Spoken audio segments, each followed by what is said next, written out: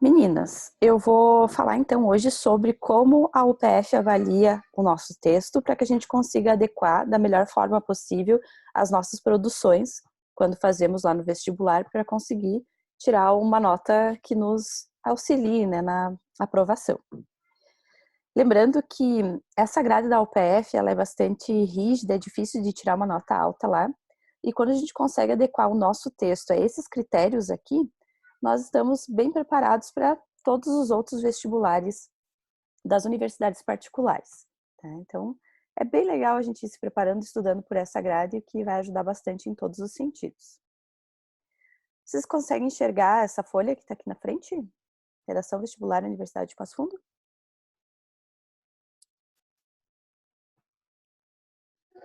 Sim. Obrigada.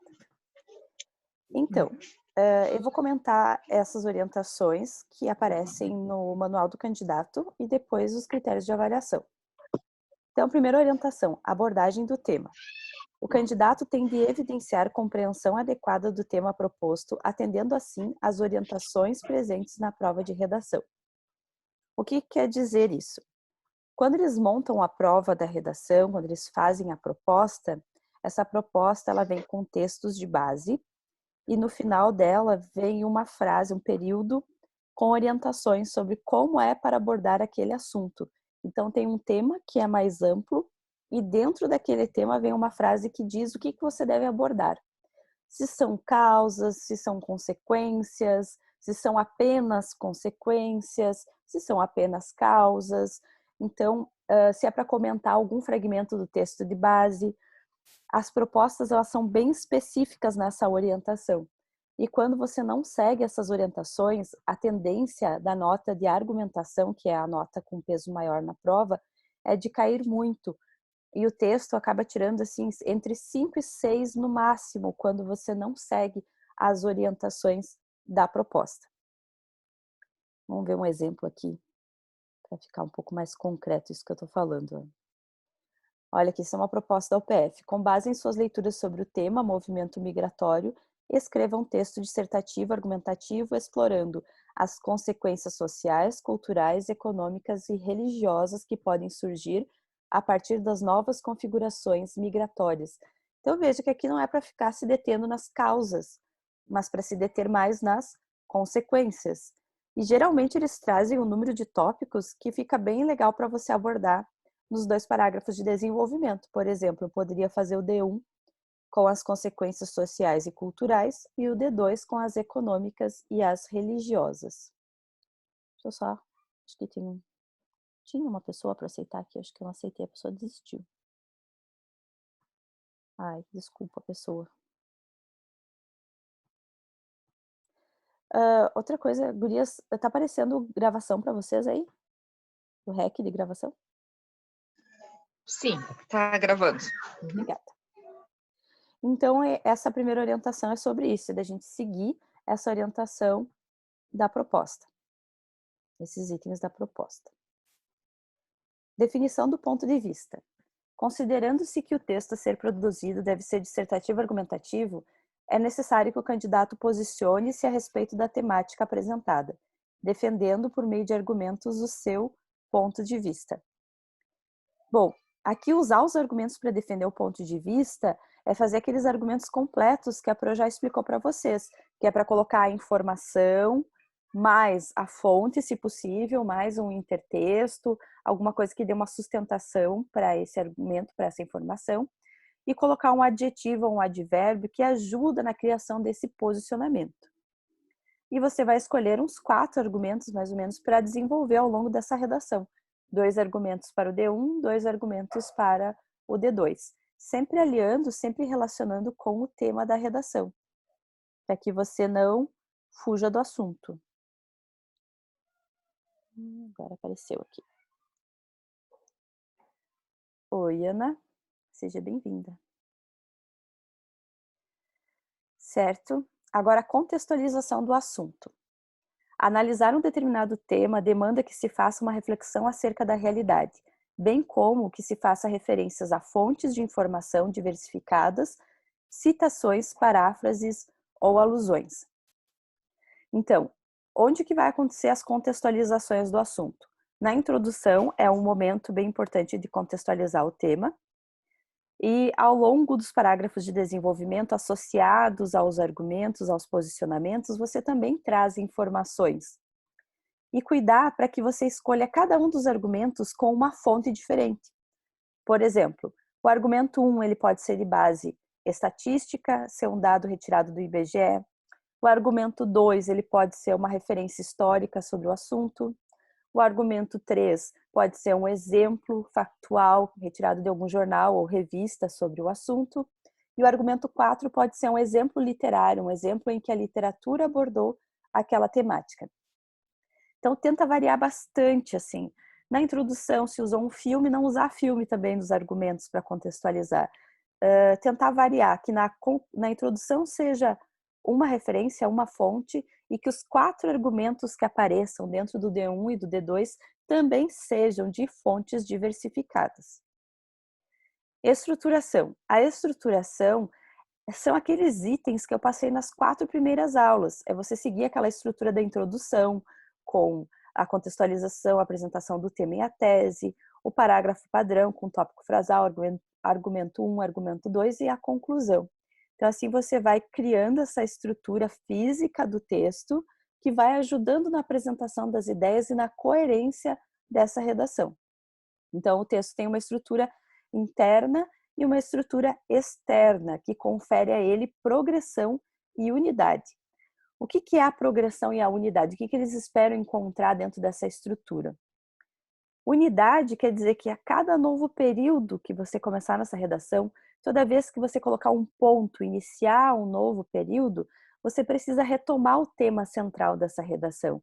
Isso é extremamente importante, não só na UPF, mas também no Enem e nos outros todos os vestibulares que vocês fizerem.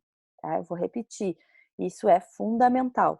A cada novo período, de alguma forma, você precisa retomar o tema da redação, através de sinônimos, através de hipônimos, hiperônimos, de palavras genéricas, mas precisa fazer essa retomada para conferir unidade e coerência à redação, para que você não fuja do assunto, para que não tangencie o tema da redação. Além disso, precisa ter progressão. O que quer dizer a progressão? Que a cada novo período do texto, você precisa apresentar esses argumentos diferentes, essas informações novas, literatura, artes plásticas, legislação, história, usar todos os teus recursos para ilustrar, para contextualizar esse tema. Então, isso é a progressão e a unidade é a retomada do tema. A linguagem. A linguagem na UPF, ela pesa muito, assim, são 20 pontos para o vocabulário, para a utilização da linguagem figurada. Então, a gente precisa investir bastante nessa ideia do vocabulário. E não é só palavras diferentes, não. Olha o que se avalia na linguagem. A correção da linguagem, obviamente, né? Isso não precisa nem a gente comentar. A adequação da linguagem na seleção, utilização do vocabulário, exploração dos processos de coordenação e subordinação. Quem está fazendo o curso de língua portuguesa ou quem já fez e chegou até a parte das orações coordenadas, subordinadas, quem está fazendo agora esse ano já vai chegar nessa parte. Nós temos uma infinidade de conjunções para utilizar. Tem as adversativas, as aditivas, as concessivas, as conformativas. Então, é infinito. Muitas conjunções, tanto coordenadas quanto subordinadas. Então, não cabe na nossa redação a gente repetir 2, 3 vezes o mas, usar 2 vezes o pois, usar 3 vezes o portanto. Como nós temos todos esses recursos em termos de coordenação e subordinação para conectar as partes do texto também, a gente deve variar isso conta pontos também no vocabulário, assim como aqueles elementos de coesão que iniciam cada período. Além disso, recursos de pontuação para criar determinados efeitos de sentido.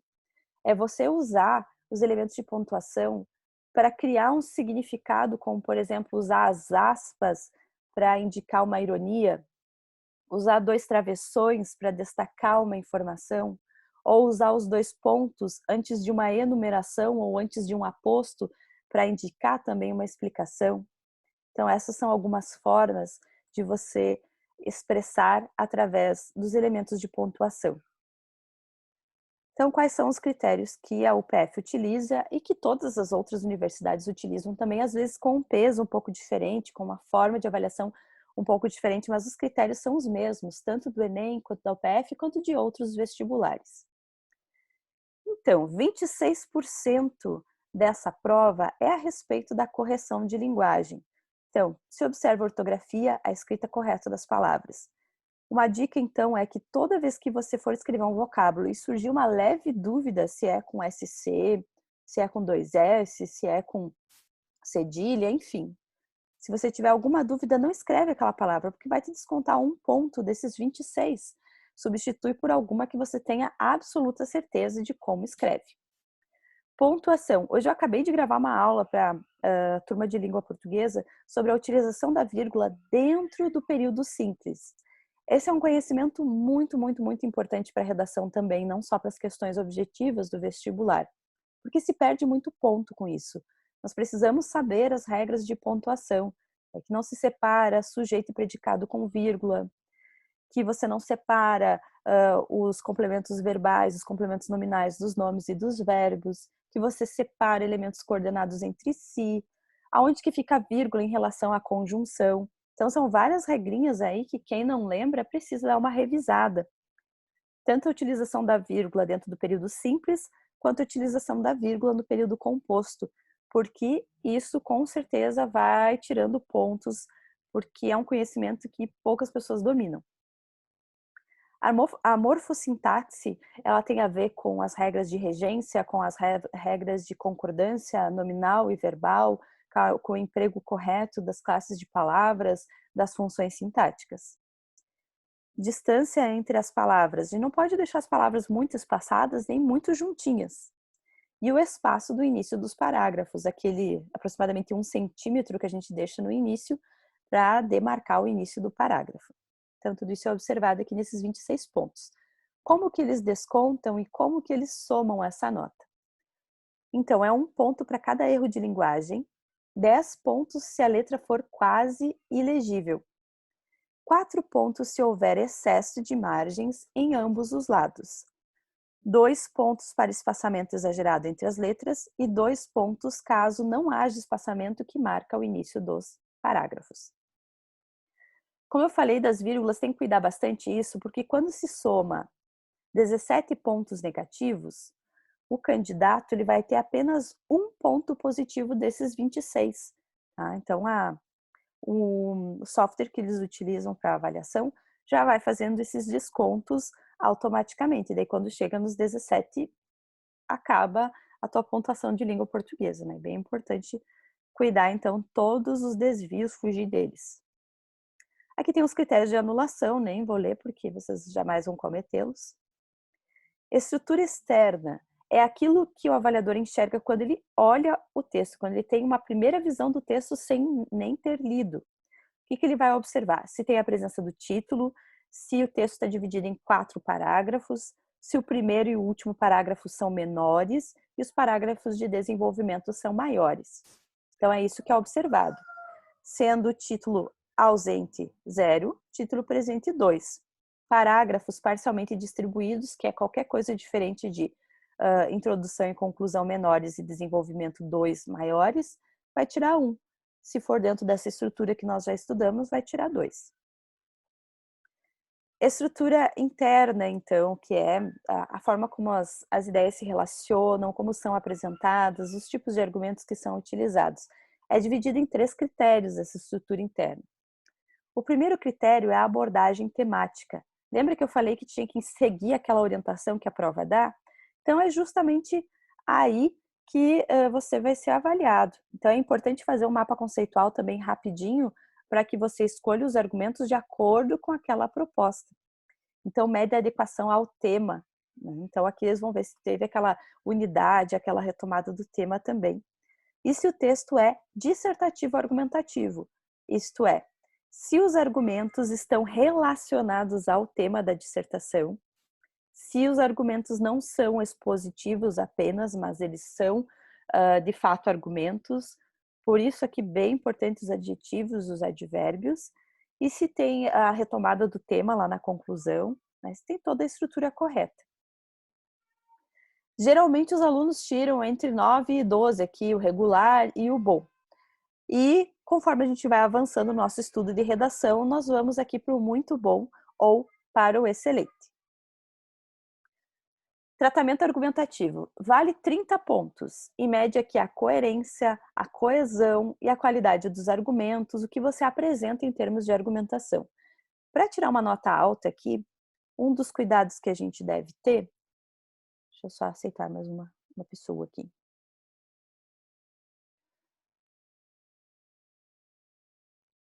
Então, para conseguirmos alcançar esses 30 pontos, tá, e organizar essas ideias aqui, ó, média organização das ideias. A ferramenta mais importante aqui é o mapa conceitual, fazer a escolha, definir os argumentos antes de começar a escrever. Interpretação de fatos. Para que vocês possam interpretar um fato, tem que apresentar esse fato dentro da redação. Então, uma notícia, alguma coisa que realmente aconteceu relacionada ao tema do texto, sempre deve ser inserido como um dos argumentos, daqueles 4 argumentos que você vai definir para abordar dentro dessa redação. A capacidade de elaborar hipóteses, o que poderia acontecer, o que irá acontecer, são fragmentos do texto em que você se posiciona utilizando o tempo verbal ou no futuro do presente ou no futuro do pretérito. Poderia, aquele ria do verbo, então, ajuda nessa elaboração de hipóteses.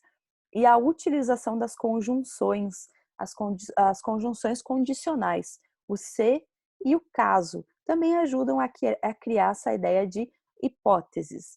E também um lugar em que a gente costuma fazer as hipóteses é na conclusão do D1, na conclusão do D2 e na conclusão geral da redação.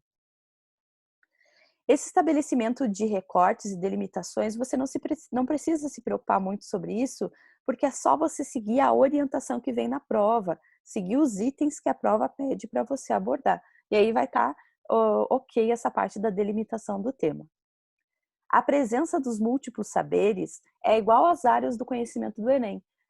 Você tem um argumento que seja da literatura, outro argumento que seja estatística, outro argumento que seja um filme, outro argumento que seja filosófico.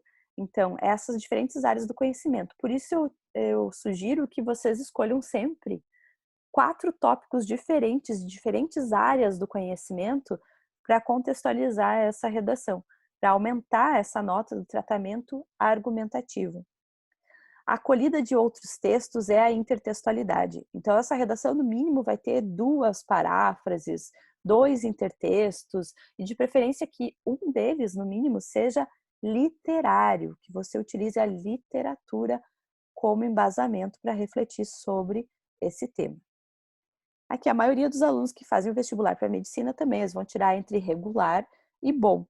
E aqui no curso de redação, a gente espera que vocês tirem muito bom e excelente, que a gente vai estudando para tirar esse muito bom e esse excelente, tomando cuidado sobre todas essas questões.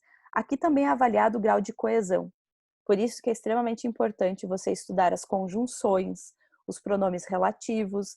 Aqui, 2 dicas para vocês já revisarem em língua portuguesa: conjunções e a utilização do pronome relativo. Isso vai ajudar a manter a coesão interna dos períodos. E também aqueles elementos de coesão mais externos, aqueles que ficam entre os períodos. Quando você coloca um ponto e vai começar a próxima oração, utiliza aquele nessa perspectiva, nesse viés, desse modo, dessa forma. Tá? Então, isso também vai contar pontos para você. A clareza e a objetividade, não ficar se repetindo, fazer um bom planejamento da redação com um mapa conceitual, evitar as orações adjetivas, estuda as orações adjetivas para você conseguir evitar a repetição quando tem várias orações adjetivas explicativas, isso não é legal para o seu texto. Então, aprender quais são essas orações para poder evitá-las. E o último critério de avaliação, que é a propriedade vocabular. Veja como vale bastante, vale 20 pontos. E mede a linguagem padrão.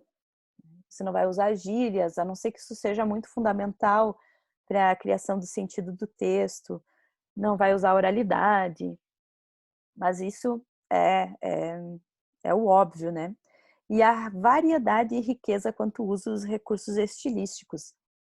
Para você conseguir tirar o 20 aqui, o excelente no vocabulário, você precisa dominar no mínimo assim umas 15 palavras bacanas, assim, eruditas, bonitas, saber escrever corretamente e aplicar corretamente no contexto e ir soltando essas palavras ao longo da tua redação. Tá? Então, uma das metas que você precisa atingir ao longo do curso de redação é ampliar o vocabulário e colocar em prática esse vocabulário nas redações. As metáforas, as metonímias, as hipérboles, figuras de linguagem, vai ter uma aula dessas que eu vou fazer, aulas curtinhas sobre os vestibulares, em que eu vou falar um pouquinho mais sobre o vocabulário. E aí também eu vou dar algumas dicas de figura de linguagem que cabem em qualquer redação e que a gente pode usar para melhorar essa nota de propriedade vocabular, certo? Então hoje, pessoal, era isso, é uma aula bem curtinha que é sobre os critérios de avaliação. Quem não conseguiu assistir do início, que eu vi que acho que foi a Helena que entrou depois, a Pro gravou, tá aí, eu já disponibilizo para vocês assistirem a aula completa e o material também, certo?